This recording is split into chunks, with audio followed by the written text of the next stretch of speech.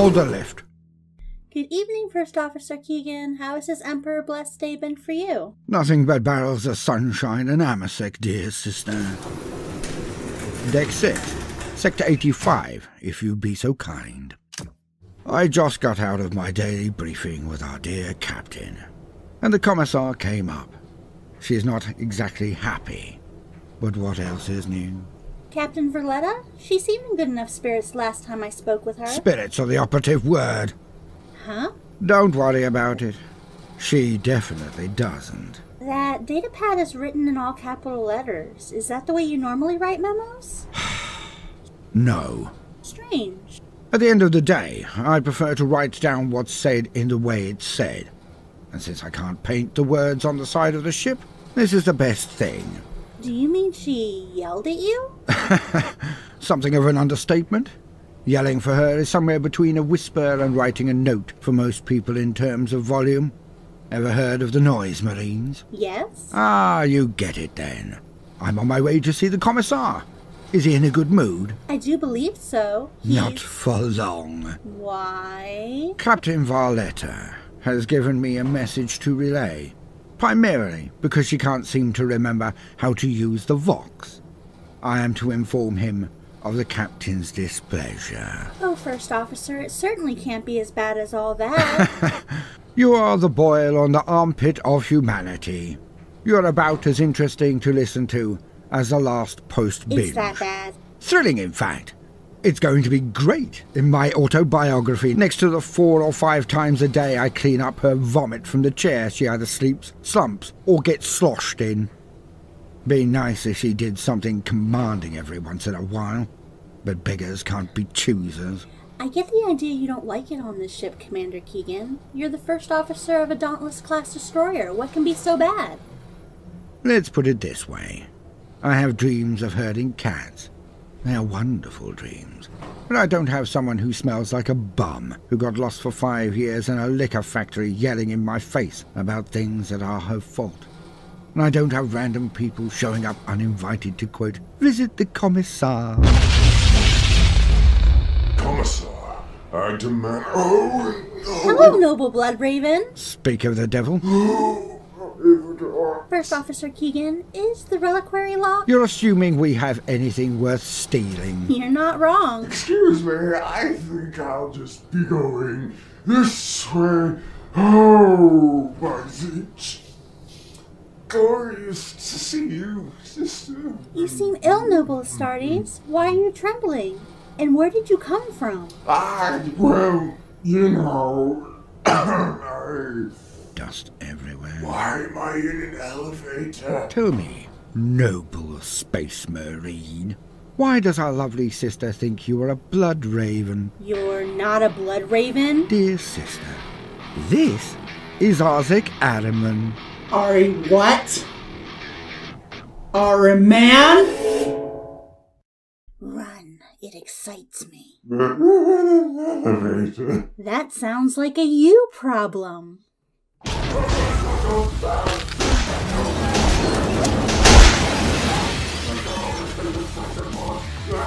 I love my job. One unbreakable shield against the coming darkness.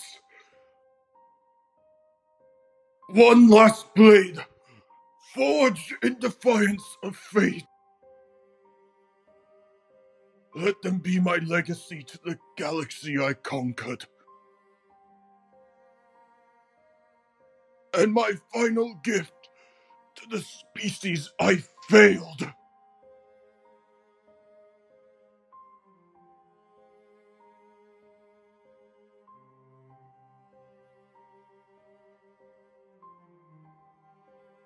It was said that the Thunder Warriors died in a glorious final battle, the last battle of the Unification Wars, charging the final enemy stronghold in a valorous and beautiful final act that cemented the rule of the Emperor beloved by all. The last Thunder Warrior alive, with his last breath, erected the banner of the lightning bolt at the top of the mountain, his duty done, and in death the noble Thunder Warriors now rest. It is a beautiful story about the final act of a breed of warriors that had won the Emperor Terra, and then firmly allowed humanity to take its first steps towards the stars in over 4,000 years. That story is a lie. A beautiful lie to cover a hideous truth. The truth is that all the Thunder Warriors who were left after the conquest of Terra were gathered for an assault on a hill that was barely worth defending. To the Thunder Warriors, it was to be a symbolic gesture, an easy victory, but a symbolic one. As they charged the hill, they were already cheering in victory. They never noticed that the Golden Warriors of the Custodes and the first few Astartes of what was become the Black Angels had completely surrounded the hilltop that they charged towards. As they mopped up the meager defenses and began to celebrate, the word was given. The Custodians and the Astartes turned their weapons on the Thunder Warriors, and what followed was the complete culling of the entire strain of the Emperor's first Proto-Astartes. The Thunder Warriors were an unstable group, and like a baker throwing away a bad batch, the Emperor simply tossed them aside. The tool had been good enough for the job of conquering Terra, but now that tool was useless. Rather than trying to save those who had been the workhorse behind the Unification Wars, the Emperor chose to eliminate them, and then lionize them forever. The story of the last brave charge of the Thunder Warriors was told, and then repeated, and no one who was actually there ever spoke of it again. The few times one of the Thunder Warriors was actually sighted after escaping the genocide of their genetic strain, they would be instantly hunted down without pity or mercy, lest the truth of what actually happened be revealed. Secrets such as this, were they to be discovered in the early days of the Imperium, would have had instant and dangerous results. It is not a stretch in any way to say that certain Primarchs, upon finding out the truth of what happened to the first tools of conquest the Emperor had, would have instantly rebelled out of a sense of self-preservation. If the Emperor had ordered the eradication of those who had conquered Terra, what would stop him from doing it again? To any who would say the Emperor wouldn't have done this, we already have examples in the 2nd and 11th Legion. I say all of that to say this. When a secret needs to be kept, there is always one thing in common. There is always someone who must never find out what only a few actually know. With this in mind, I will now tackle one event that is always brought up when discussing mistakes that the Emperor made. It's one of the most memed about events that happened in the heresy, and from the outside it causes the most confusion and downright bewilderment from most fans of the universe. But what if I told you that the single greatest mistake the Emperor was said to have made was never a mistake at all? What if I told you the truth? That if the wider Imperium ever learned of what the Emperor intended, the Imperium would have ceased to exist in its current form almost instantaneously. I'm speaking, of course, about the Human Webway project, the single greatest gamble in humanity's history. For an unknown amount of time before the Emperor began even crafting the Primarchs, the Webway project was front and center in his plans. In the grand scheme of things, the Webway project was always the most important to the Emperor, greater than the Primarchs, greater even than the Imperium itself, just because of what the completion of the project would allow. For the Emperor, it started in the ruins of a city dating extremely far back into the Dark Age of technology. Inside the ruins of this city that sat in a desert in modern-day Asia was the first piece of technology he would soon modify to use in the Webway project. The Golden Throne.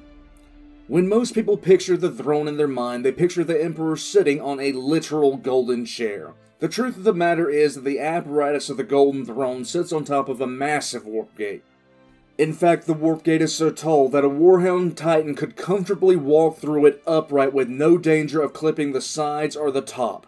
The area in which the Golden Throne sits would again be the size of your average NFL stadium, large enough to fit the entirety of the apparatus of both the warp gate itself and the Golden Throne, as well as at least 6 full companies of Space Marines and every bit of support gear they could possibly need, as well as vehicles.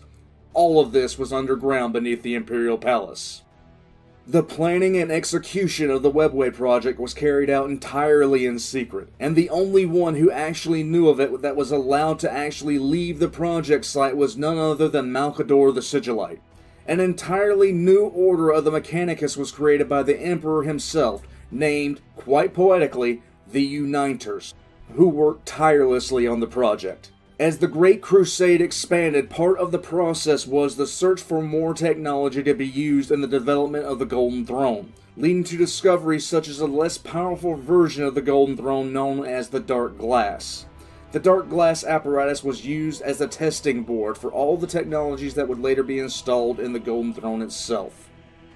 Unable to duplicate the psychically neutral material that the Webway was made of, the Emperor opted for a cruder but effective approach. The Unifiers would use warded materials to create the tunnel to bridge the cradle of humanity into the Webway. And by using the Golden Throne, it would only then take a powerful psyker sitting on the psychic amplifier that was the throne itself to shore up the human-constructed tunnels. The Unifiers would simply then create their own branches into the existing Webway, effectively severing humanity's need for travel in the warp, or at the very least massively curtailing it until replacing it altogether. I have been admittedly vague when discussing certain events in this lore series, but that has been for a reason. When looking at complex events in history or lore, it's critical to ensure they are viewed in their proper order and within the context of that order, or else meaning is completely lost. Take the rise of the Soviet Union, for example. Without the proper timeline in place as well as the context of the events, it can be almost mystifying how the Tsar lost complete power so quickly. What tends to happen with lore in the early Imperium is that people pick specific events without considering the wider context. Take the extermination of the Thunder Warriors. From the outside, without realizing the full context of what was actually happening, the Emperor simply sanctioned the genocide of the very soldiers who had won in Terra. Once you begin piecing the timeline together, however, the Thunder Warriors were rapidly becoming unstable, prone to murderous rages, and became as much of a threat to themselves as anyone else. In short, the prototype that was the Thunder Warriors was failing catastrophically, and changes needed to be made. The Emperor couldn't just simply retire the Thunder Warriors and let them loose in the general population, nor could he give any of them any other position. Their mental degradation was accelerating too fast. It was only a matter of time before the majority of the Thunder Warriors would have to be put down by force irregardless. The Emperor took the most pragmatic, if cold, approach possible given the circumstances dealt. It was this cold, pragmatic approach he used to deal with most matters. This is not a criticism of his character, this is basically what the character of the Emperor boils down to. Does the Emperor love humanity? The answer to that is simple. The Emperor does love humanity, more so than any being is seemingly capable of loving something else, but this love of humanity is just that, a love of humanity, and not a love of individual humans. As I've said before, the Emperor had seen generation after generation born, grow old, and die. Over 1,200 generations of humanity had come and gone while the Emperor lived at the start of the 30th millennia. It was because of this absolute detachment from the lives of mortals that brought on this cold pragmatism. In the Emperor's eyes, it simply didn't matter if entire civilizations were put to the sword and mass swaths of the population were made unhappy in the short term. In fact, it didn't even matter if entire planetary populations were wiped clean if it served the long-term goal of safeguarding humanity itself. It was because of this clinical approach that the Emperor made some of the decisions that he did. At one time, he might have come close to some sort of understanding with those around him, but those days were far over by the time the Emperor began to plan the Webway project. The Emperor had been close to a living god from the first time he could actually remember anything. He was older than civilization itself, and he had met no mental challenge he couldn't overcome with time. By the time the Unification Wars had kicked off, the Emperor had lost almost any ability to understand why humanity would ever turn to religion. something even the most arrogant atheist can actually understand. The problem, in the end, was that the Emperor was waging war for the very soul of humanity, a soul he barely understood. And he was fighting this war against 4 beings that understood humanity better than humanity will ever begin to understand itself.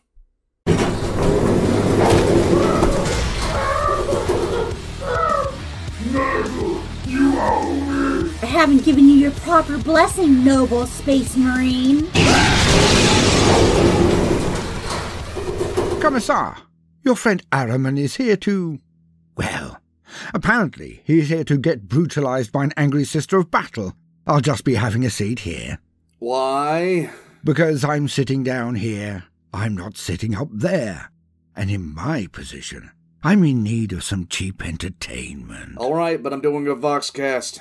Don't worry. I'll be quiet as a purple orc. I'm not saying it. Oh, come on. It'll be fun. No. Spoil sport. So let's actually answer the one question, the most asked question, when dealing with anything the Emperor did wrong.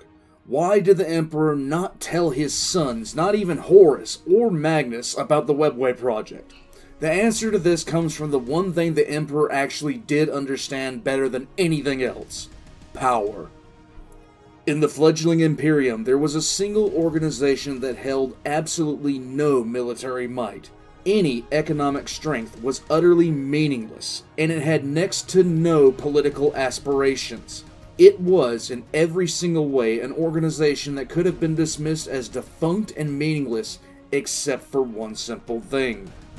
In the United States alone, there are over 2 million semi-trucks in operation, all driven an average of 45,000 miles, or over 72,000 kilometers per year.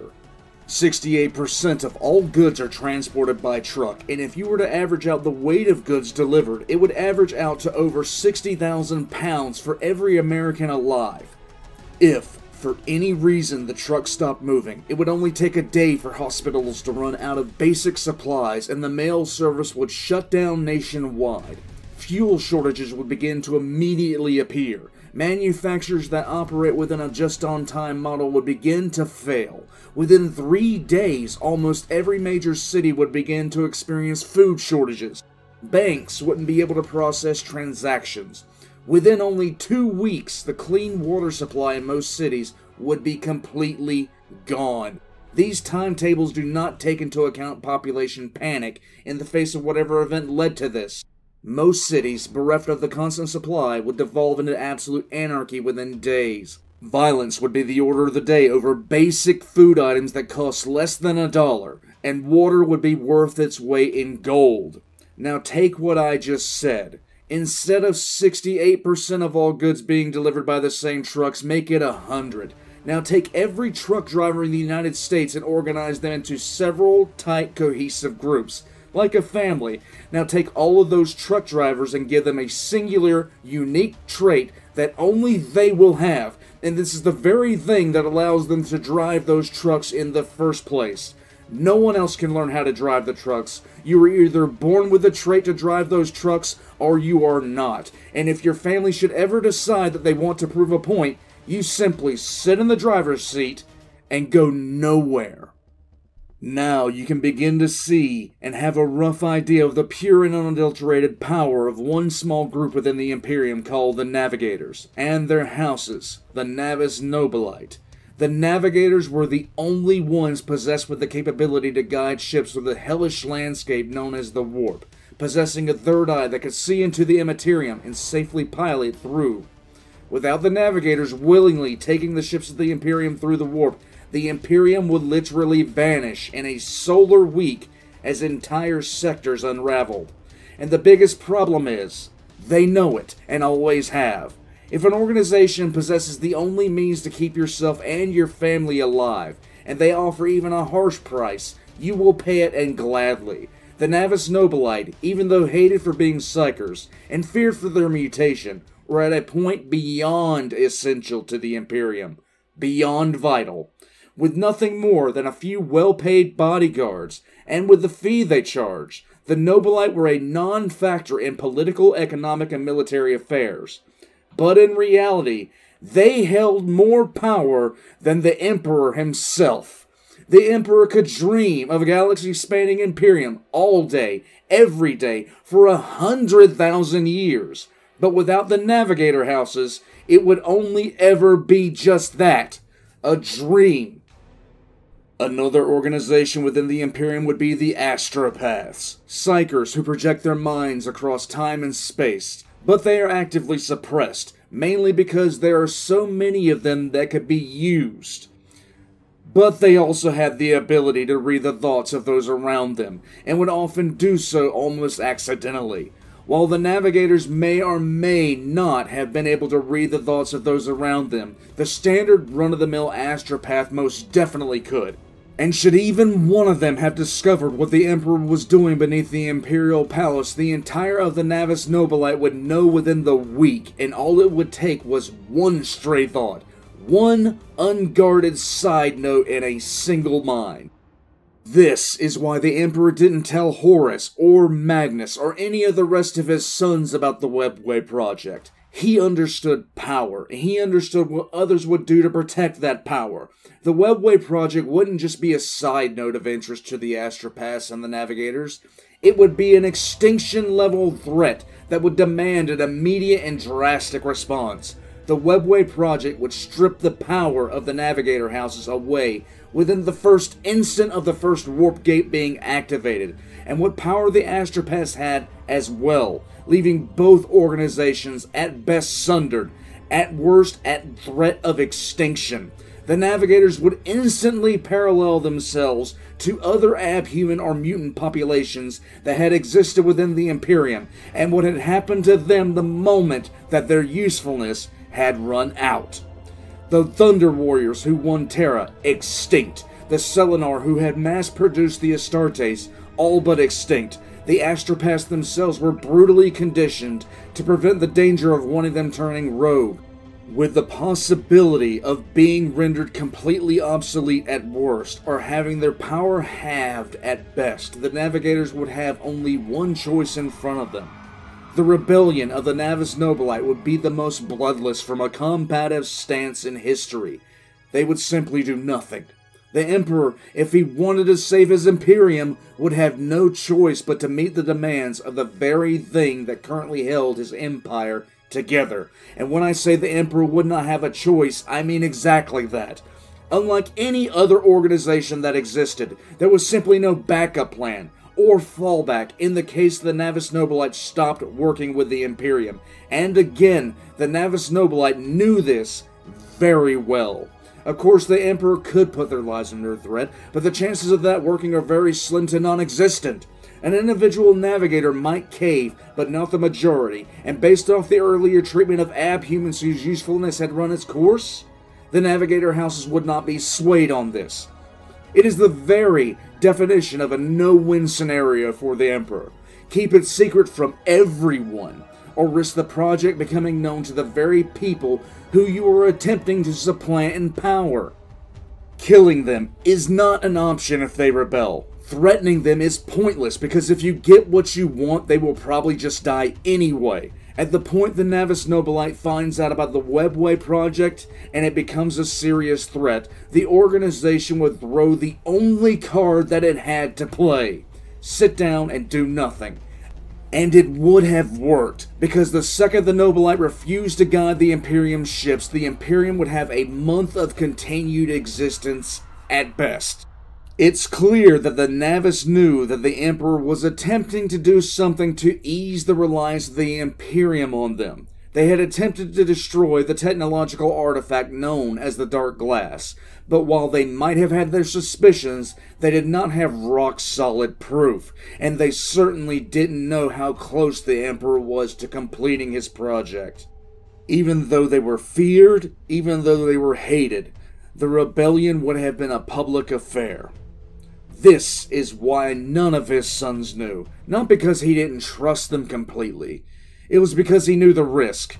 It was a risk not only that the Navis Nobilite would find out, but that the Imperium would see the true power behind the throne.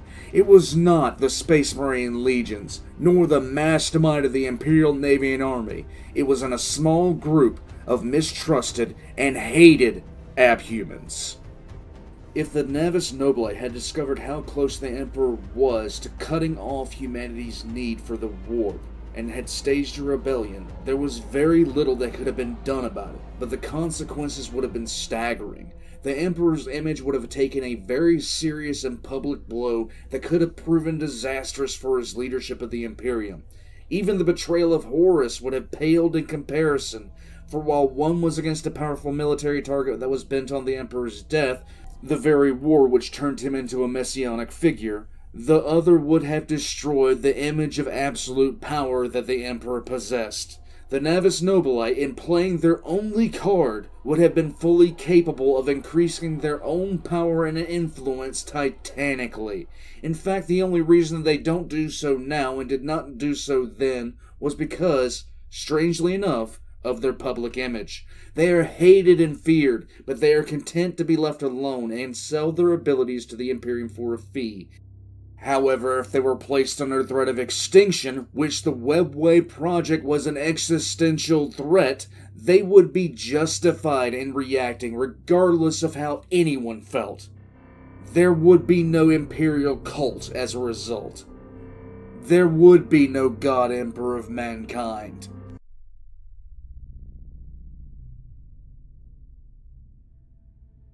Good morning, evening, or night to all the wonderful citizens of the Imperium across this vast and expansive galaxy that we have the privilege to guide your ships through. I am Hector Belisarius, leader of the Belisarius House of Navigators, of the Navis Nobilite, and I would just like to assure the public at large that we would never ever take our power into our own hands like that. This commissar is just speaking your typical anti-psycho nonsense. The Navigator houses would never, ever stop bringing food and water to all those billions of very hungry and very thirsty citizens of this glorious Imperium if the correct fees weren't paid. And you didn't give us the respect we deserve. No. As far as us having more power during the Great Crusade than even our glorious God Emperor, pure lies, my friends, pure lies. We are but simple people who enjoy plying our gift for the betterment of all mankind, and will continue to do so forever and ever. And don't you ever forget it.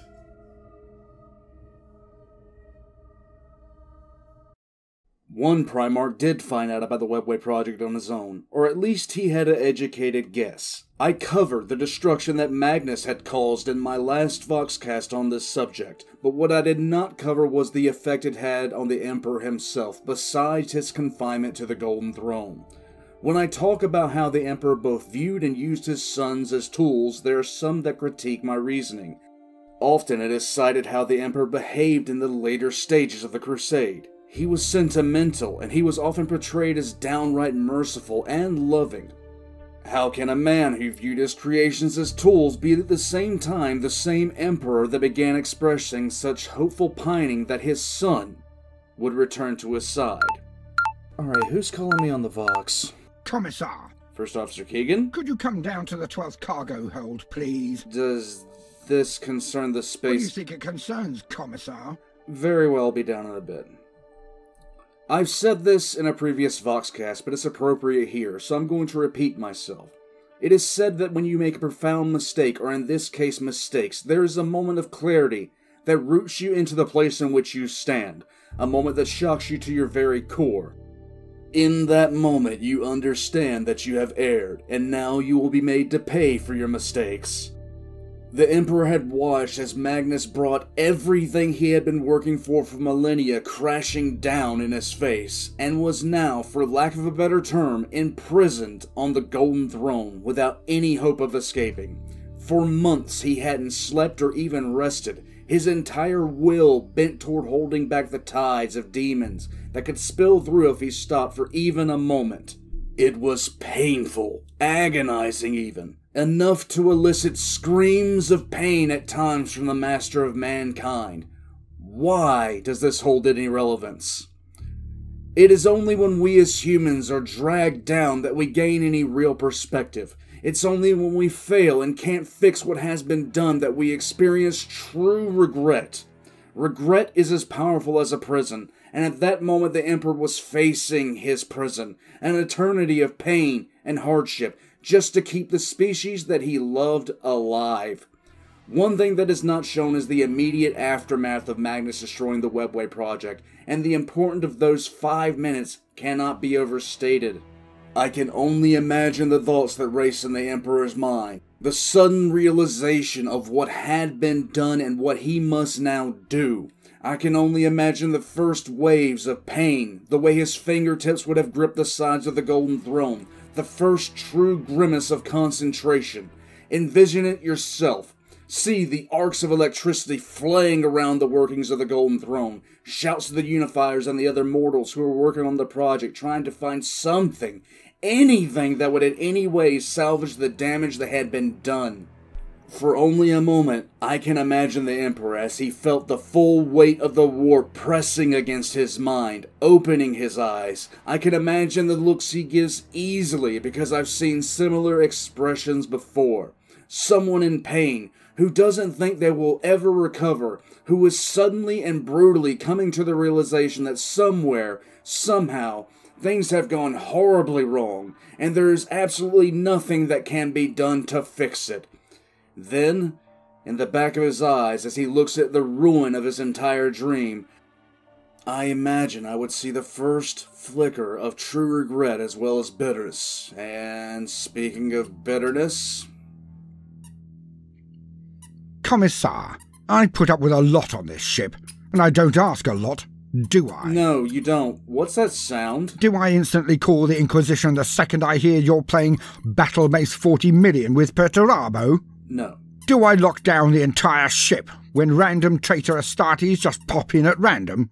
Or report you when you basically call into question the actions of the Emperor? No, where are you going with this? I put up with a lot on this ship, cleaning after you and the lush on the bridge, but I really need you to explain this one. Why is there a space wall chained to the wall in the cargo hold? Okay, seriously, what is that? Dog toy. What? Never mind all that. Can you explain why he's here now? That's Othar Weirdmake. That name means what to me? Okay, so basically he's from the 30th millennium, and he was one of the first to insist that all the Space Wolves rune priests aren't psychers. He backstabbed the Thousand Suns, and he was a general douchebag, and I hate him. So I summoned Ahriman of the Thousand Suns using a binding and forced him to summon Weirdmake from the Immaterium, which apparently is hard because his soul was devoured. Basically he had to reconstruct Weirdmake from demon shit. So anyhow, I forced Ahriman to summon him here so I could tell him to his face that I hate him and he's an asshole. Wow, you just said that so casually.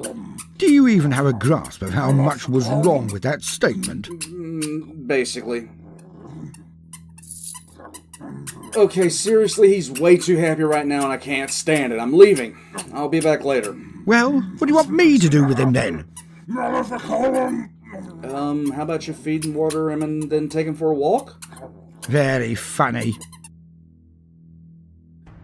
I've often stated in this series that the Emperor fell victim to impatience, hubris, and a general inability to understand those around him.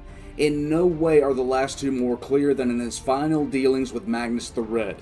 I have said often that the Emperor viewed his sons as nothing more than tools, with some being favored more than others. In this instant, the truth of this statement comes to light.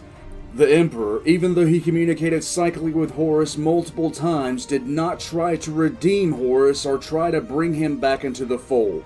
In no way did the Emperor even attempt communications with Perturabo, Angron, Lorgar, Mortarion, or Fulgrim. But Magnus? The Emperor did everything he knew how to bring Magnus back. The reason being simple. Of all of his sons, Magnus was the one and the only one who, at any point, could have salvaged everything that had been done to the Webway, and thereby, the Imperium. The Emperor laid out a path only someone such as Magnus could actually see, and guided him unwittingly into the throne room of the Imperium, revealing himself to his son psychically at first, speaking to Magnus in the only way he really still could. Up until this point, Magnus did not understand the full effect of what he had done by breaching the Webway. He did not know how close he had come to destroying Terra in its entirety. The Emperor told Magnus that he had been warned about experimenting with the warp, but admitted his own fault in not telling Magnus why. Magnus was told to his face that the Emperor knew there were places that should not be gone to and lines never to be crossed, and had warned Magnus about it, and all that warning should have been enough. Even when literally negotiating for the life of the Imperium and himself, the Emperor could not empathize with his son, his most inquisitive son, on whose shoulders the Emperor could have placed the future of the Imperium. Magnus destroyed the psychic projection of his father and ascended the Golden Throne, and was prepared to kill the Emperor. At this point there was no one to stop him, and Magnus' spear was prepared to simply stab forward. He, more so than Horus ever was in a position to kill the Emperor as he sat unable to defend himself on the Golden Throne. At the last moment, Magnus broke, unable to kill his father, pain and regret overcoming the desire to kill his creator. The only guardian of the Emperor able to stop Magnus, Vulcan, was too far away to stop Magnus from executing the Emperor, but that moment gave him the time to get to the Emperor's side. The reunion of Magnus and Vulcan is a tearjerker, to be honest. Magnus doesn't know how to even approach Vulcan, believing the Primarch of the Salamanders could only see him as a monster. Now give me a hug! No, keep back! I have no idea why you're so friendly given everything that's happened, but this is obviously a ruse! I got nothing but friendliness for you because you are my big friendly big brother friend. But come on guys, it's Vulcan. Vulcan loved his brothers. And as they spoke, Magnus' resolve slowly faded. The Emperor then communicated again with Magnus psychically. It was in this psychic communication the Emperor made Magnus an offer that simply no other Primarch had received. Forgiveness. The Emperor showed Magnus the history of humanity, the growth and collapse of civilizations, the growth of industry, warfare, and time again how humanity had almost destroyed itself. Magnus witnessed firsthand the first age of space exploration, the expansion of humanity to its first golden age. Then he saw Old Night, the rise of the techno-barbarians, and finally he saw the rise of his father. He saw the Imperium form, the expeditionary fleets launch before he had even been found. Magnus waited for everything to go wrong as it was currently going wrong, but it didn't. He watched as Horus led the crusade to the edge of the galaxy, raising the banner of humanity on the last world to be conquered. He saw his homeworld of Prospero, new cities that in his mind could have only been built by the mind of Perturabo. He was then shown himself sitting on the golden throne of Terra, serene and calm. Magnus asked his father why he was being shown this, that the future was destroyed in this vision, to which the Emperor only told him that not all futures were gone. The Emperor offered him complete forgiveness and a place back at his side, and even more. Magnus was offered command of an entirely new legion. A legion that was free from the taint of the flesh change, the very thing that had almost destroyed the Thousand Sons in the first place, and the very thing that caused Magnus to make the deals with Tzeentch that he had made. For Magnus, this was almost too good to be true, but at the end of the day there is one constant in every true mistake made by the Emperor. a lack of understanding. And all of this falls on the Emperor's shoulders because at this point, he should have known better. Magnus asked a simple question. What of my sons? What of those 1,000 sons who remained alive? The Emperor told him that they were beyond saving, and they would have to be purged. The Emperor, who knew Magnus had sacrificed and eventually turned to Horus to save his sons, had just asked Magnus to betray the ones that were left alive. The Emperor had just made Magnus an offer that he could never accept. This mistake, in the end, makes almost all others pale into insignificance, because Magnus was fully on board, and in reality the remaining 1,000 sons, while tainted, could have been useful to the goals of the Emperor. While the story of Angron has the most clear signs of the Emperor being oblivious to the basic drives of others, this part simply drives that point home 1,000-fold. The horrible thing was, it was simply too easy to avoid, and at any point the Emperor could have asked Vulcan or even Dorn if Magnus would have accepted that price, and both would have told him it would be too much. The Emperor, if he had actually taken a moment to consider his stance and seek outside opinion, would have turned Magnus back to his side. He would have secured the Webway project and the future of humanity, and Magnus would have probably accepted the sequestering of his sons if it meant keeping them alive. Magnus himself would have returned to the Imperium at the head of a new legion that was as psychically gifted as 1,000 sons, but without the dangers of the flesh change. But instead, the Emperor asked Magnus to do the very thing which would drive the final nail in the coffin. The Emperor asked Magnus to kill and betray his own sons, 2 of which were, at that very moment, fighting to protect Magnus as he spoke with the Emperor. Stupid! You're so stupid! Magnus turned to Vulcan, motioning to 2 of Vulcan's salamanders, and asked if Vulcan would ever sacrifice his own sons. Vulcan, being of the same mindset as Magnus, told him no. It was at that point that Magnus tried to kill the Emperor again, only being stopped by Vulcan himself while the Emperor sat motionless and helpless on the Golden Throne. As the fight continued and the numbers turned squarely against him, Magnus finally turned fully to Tzeentch, embracing the Chaos God's offer of demonhood. Whisked away by the very power that was currently keeping out the other demon Primarchs, Magnus left the Emperor sitting on the Golden Throne. What could have been the single event to save the Imperium had sealed its fate, and it had all come down to the Emperor making a demand he didn't understand the consequences of.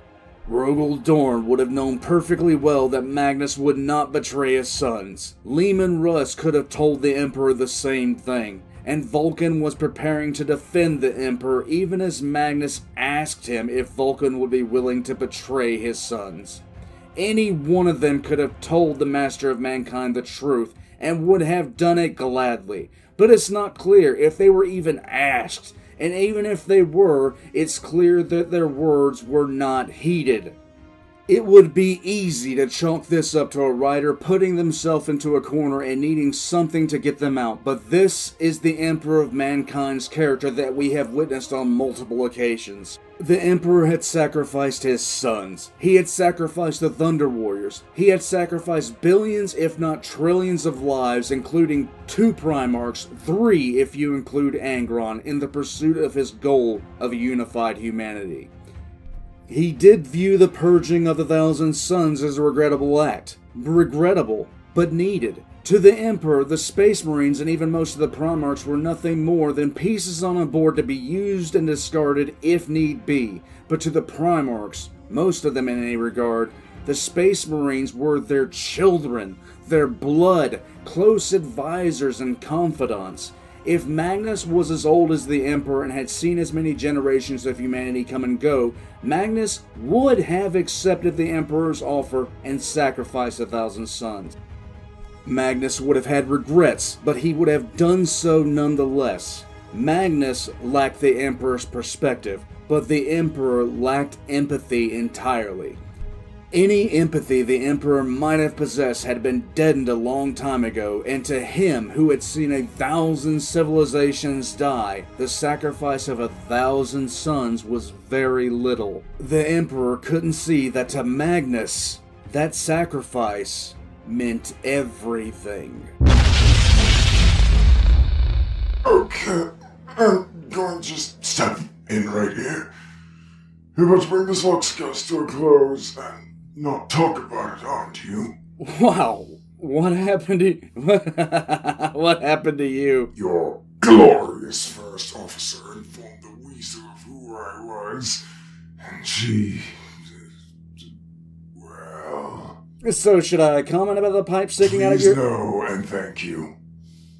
Isn't that uncomfortable? Yes, now will you be talking about the origins of the Blood Ravens, or not?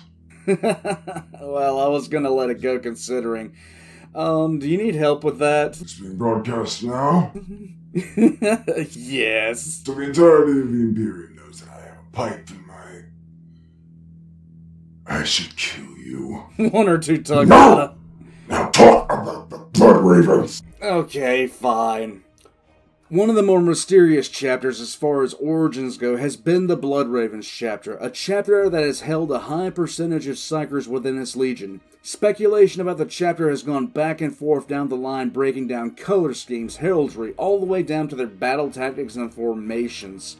Blood Angels, Raven Guard, Word Bearers, the 1,000 Sons were the usual suspects in the discussion. I like the fact that people mistook the emblem of the quality for the Raven Guard. Amused me. Continue. Whenever a theory was put forward, it'd be debated. Over time, though, more and more hints dropped that the Blood Ravens were a successor chapter of the 1,000 Sons. From prophecies about ravens looking for their father, to heraldry, all the way to comments made in books and games. Over time, the amount of hints pointed a finger squarely at the 1,000 Sons, all but naming them as the parent legion of the Blood Ravens chapter. In my opinion, the Blood Ravens aren't a successor chapter to the 1,000 Sons at all. The Blood Ravens were meant to be the 1,000 Sons' replacement. Technically, I can still call them brothers because, well, they are. When the Emperor was making his offer to Magnus, one of the things that Magnus was offered was command of a new legion free of the flesh change. A legion that would share its Gene Father's proclivity for psychic potential, thirst for knowledge, and in many ways his quest for understanding. In the end, there is one major criticism left of the Blood Ravens as a 1,000 Sons successor chapter, and that's the flesh change. With what the Emperor offered Magnus, as well as all the other hints, references, and almost outright declarations, the matter for me is settled. The Blood Ravens were not ever a successor chapter, but the starting of a legion to replace the damaged and flawed 1,000 Sons, with Magnus as its father. Okay, no. This conversation will stop now. I, Brother Raziel of the Blood Ravens, will not have my chapter sullied any further by this discussion. Speak of the magpies and they will appear. Commissar, I hope you locked the reliquary. I went there first, but that is not why I am here. I will not have you publicly shaming my chapter with these vague and inaccurate accusations of a traitor father. Our father's not Magnus the Accursed Red. Really now? Explain how my reasoning is wrong then. It's clear that the Emperor was talking about the Grey Knights, not some fanciful new legion.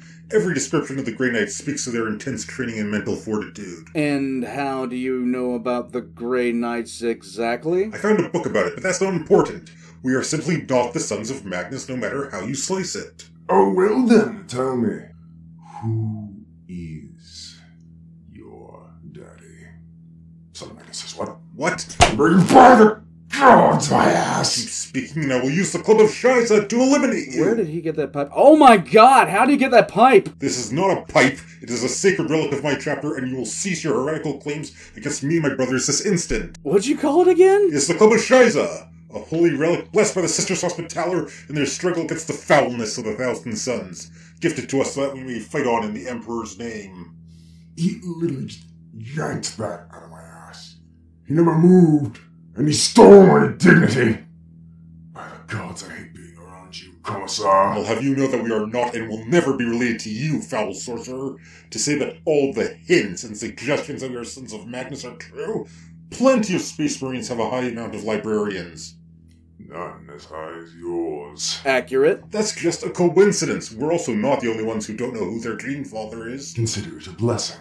Silence, traitor scum! And we are most definitely not the only ones who seek knowledge that can be considered dangerous.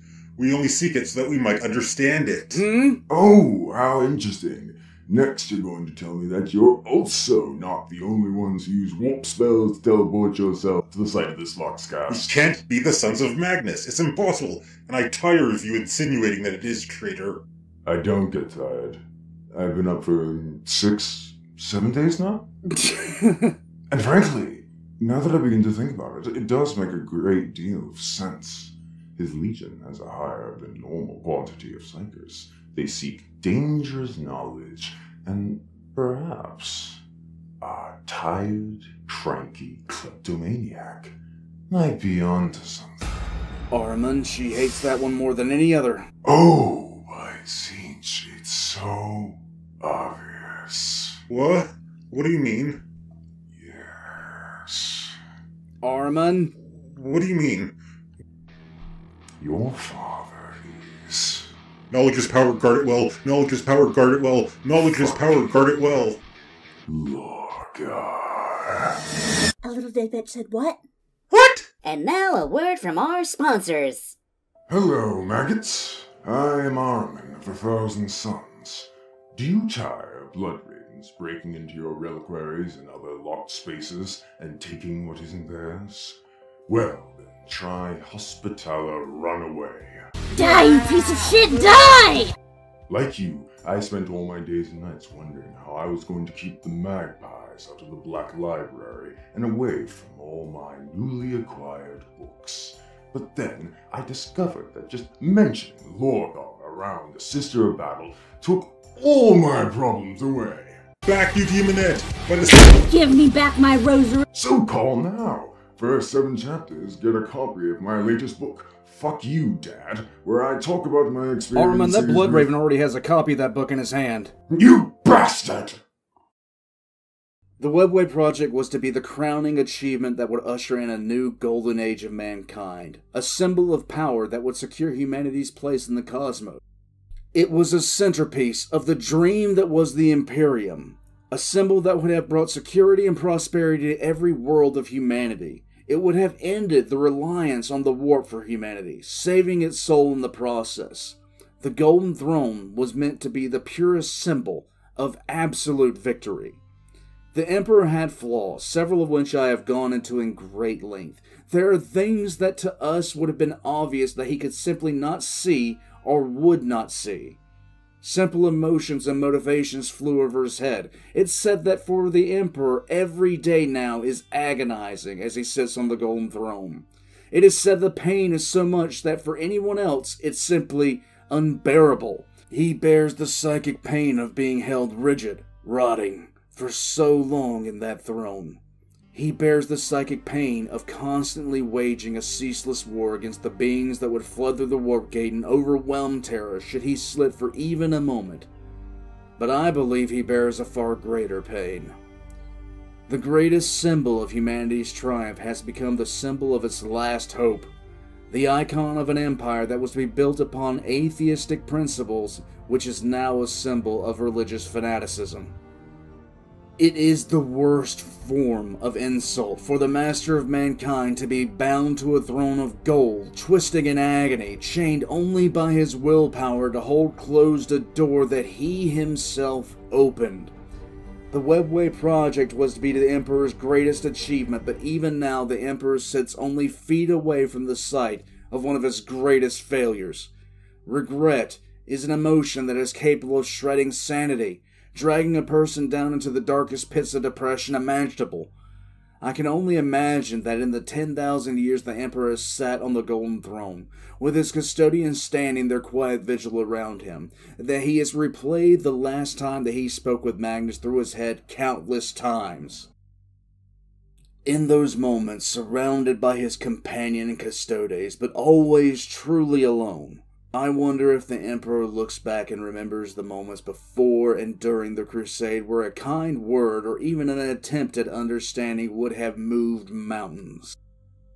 I wonder if, as his mind flies to all corners of the galaxy, his consciousness touches that of a grieving father and mother and he begins to finally understand. The Emperor's fate at face value is horrific enough to contemplate, but I wonder if it hasn't been far worse. Trapped, alone, with only the thoughts of what might have been, and the realization of what he has done, and his only company is silence.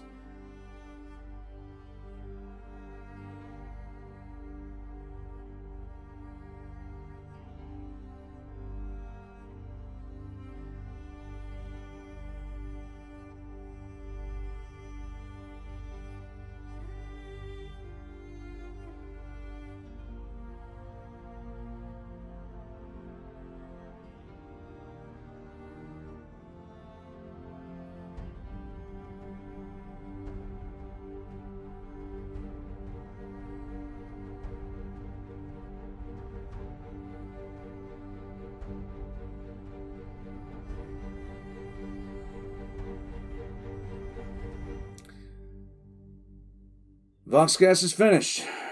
Thank you for keeping an eye on him, First Officer. Not to worry, old man. I never thought I'd get this one done.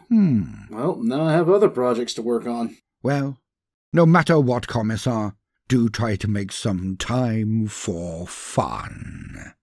Thank you, old man.